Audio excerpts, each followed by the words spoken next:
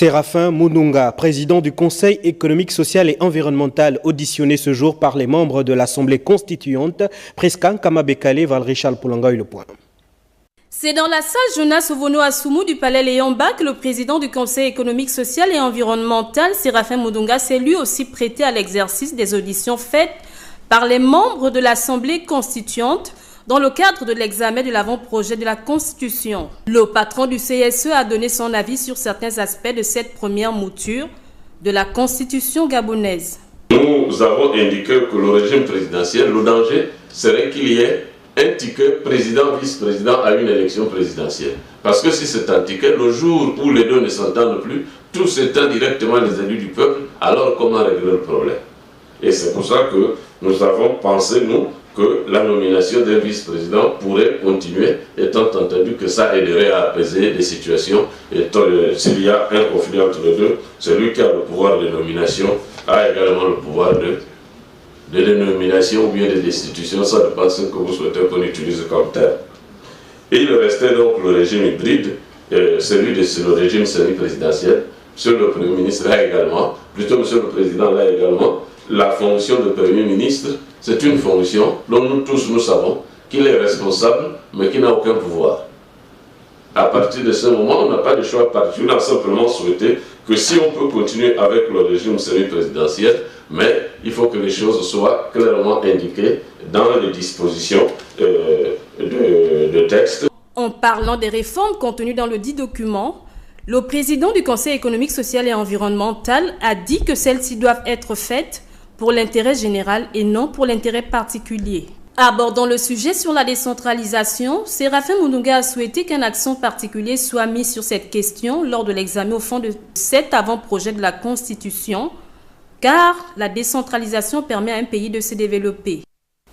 Même exercice le week-end écoulé pour le doyen de la faculté des sciences de l'Université Omar Bongo et le directeur de l'Institut de recherche en sciences humaines. Jules Daflorodemé nous en parle.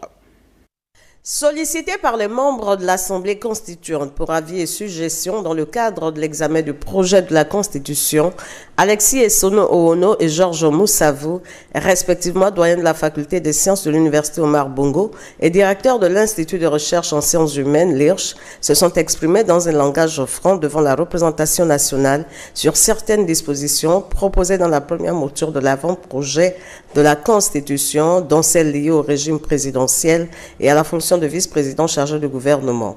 Des propositions qui alimentent les débats au sein de l'opinion.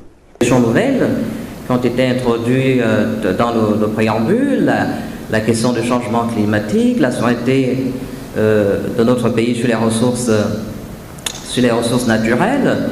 On a également un titre préliminaire sur les droits fondamentaux qui a été beaucoup enrichi avec l'insertion de nouveaux droits. Je pense notamment à l'accès permanent à Internet, en espérant que ce droit sera respecté notamment durant les élections. Et il y a également la consécration de l'autonomie des universités. Ça m'a particulièrement interpellé. En parcourant l'avant-projet de la Constitution au cours de ces échanges, les enseignants-chercheurs ont analysé dans le fond et la forme les réformes en cours, non sans partager les perspectives sur les enjeux juridiques et socio-économiques. Ici, ce qui est proposé, c'est la fonction de vice-président du gouvernement en dehors de la fonction de vice-président de la République. J'observe que le vice-président de la République, qui en réalité la charge du gouvernement, peut être interpellé par le Parlement, par délégation bien sûr du président de la République. Il peut répondre à toutes les préoccupations des parlementaires dans la conduite des affaires de l'État. Et donc, fondamentalement, je ne vois pas de changement majeur en tant que tel, si ce n'est une question de dénomination. Au terme des débats, le doyen de la faculté des sciences de l'université et son collègue directeur de l'IRCH ont remercié les parlementaires de la Constituante pour cette initiative qui vise à doter notre nation d'une constitution à la hauteur de toutes les aspirations de la société.